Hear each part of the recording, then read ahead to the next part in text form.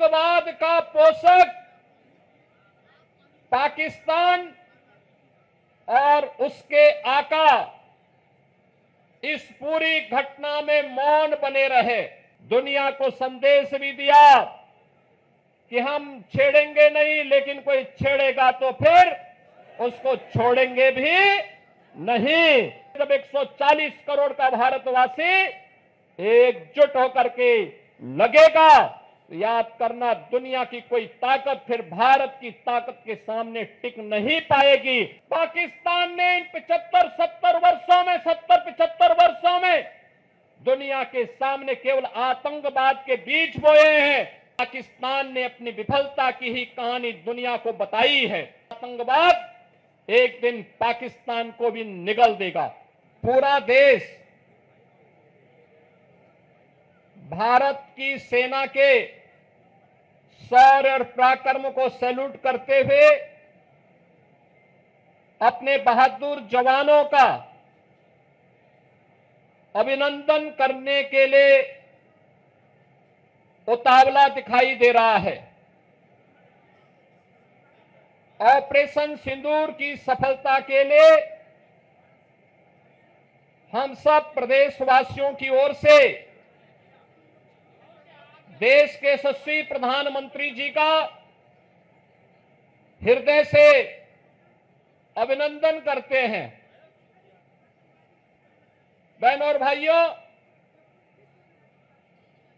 22 अप्रैल जम्मू कश्मीर के पहलगांव में पर्यटकों के साथ जिस प्रकार की बीभत्स और बर्बर घटना को पाकिस्तान परस्त आतंकवादियों ने अंजाम दिया था, पूरा देश और पूरी दुनिया ने उसकी निंदा की थी। आतंकवाद का पोषक पाकिस्तान और उसके आका इस पूरी घटना में मौन बने रहे। स्वाभाविक रूप से भारत के आन मान शान की रक्षा करने के लिए प्रतिबद्ध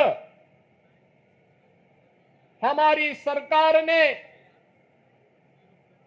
जब ये सारे के सारे प्रमाण देने के बाद भी पाकिस्तान अपनी हरकतों से बाज नहीं आया,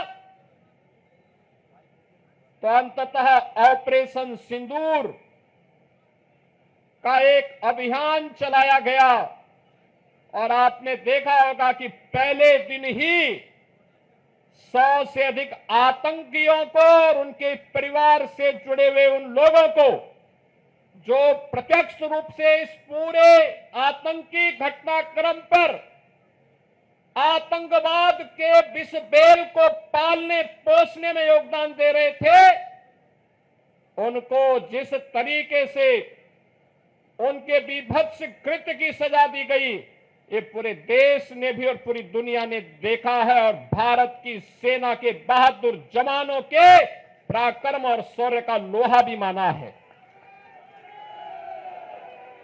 पाकिस्तान के द्वारा की गई हिमाकत को जिस मजबूती के साथ भारत के बहादुर जवानों ने, चाहे वह वायुसेना रही हो, थल सेना रही हो या नौसेना रही हो, इन सभी जवानों ने जिस मजबूती के साथ उसका जवाब दिया, दुनिया को संदेश भी दिया कि हम छेड़ेंगे नहीं, लेकिन कोई छेड़ेगा तो फिर उसको छोड़ेंगे भी नहीं। और भारत ने वह करके दिखाया है, जिसके सम्मान में आज पूरे देश के अंदर भारतीय जनता पार्टी के द्वारा ये तिरंगा यात्रा प्रारंभ की गई है। भारत के नागरिकों ने ऑपरेशन सिंदूर के तहत उत्साहित करते हुए देश के सरकार के प्रति और सैनिकों के प्रति यही भाव उस दौरान भी व्यक्त किया। बहन और भाइयों, प्रधानमंत्री मोदी जी का पहले दिन से ही संकल्प रहा है वह संकल्प रहा है कि हम सब अब जब नए और विकसित भारत की बात करते हैं तो हमारा ध्येय होना चाहिए कि विकसित भारत की परिकल्पना को साकार करने के लिए आवश्यक है कि हम राष्ट्र प्रथम के भाव के साथ कार्य करें। राष्ट्र प्रथम का भाव जब 140 करोड़ भारतवासियों के मन में आएगा, उसकी प्राथमिकता होगी अपने अपने क्षेत्र में उन कर्तव्यों का निर्वहन करने के लिए। जब 140 करोड़ का भारतवासी एकजुट होकर के लगेगा, तो याद करना दुनिया की कोई ताकत फिर भारत की ताकत के सामने टिक नहीं पाएगी। और प्रधानमंत्री मोदी जी ने देश की आजादी के अमृत महोत्सव वर्ष में भी यही संकल्प भारतवासियों को कराया था। और आज उसी संकल्प को दोहराने के लिए हम इस संकल्प यात्री तिरंगा यात्रा में सभी शामिल हो रहे हैं। याद करना, जब चुनौती हो, जब किसी प्रकार का कोई ऐसे नौबत आए जो राष्ट्रीय संकट के लिए कहीं कोई स्पेस दे रहा हो, उस समय हमारा धैर्य और हमारी एकता हमारी सबसे बड़ी पूंजी होती है। और उसी धैर्य और एकता के इस माहौल में भारत ने अपने बहादुर जवानों के नाते पाकिस्तान के हौसले पस्त करते हुए, आपने देखा होगा कि पाकिस्तान और उसके आका किस प्रकार की शरारत में उतर आए थे।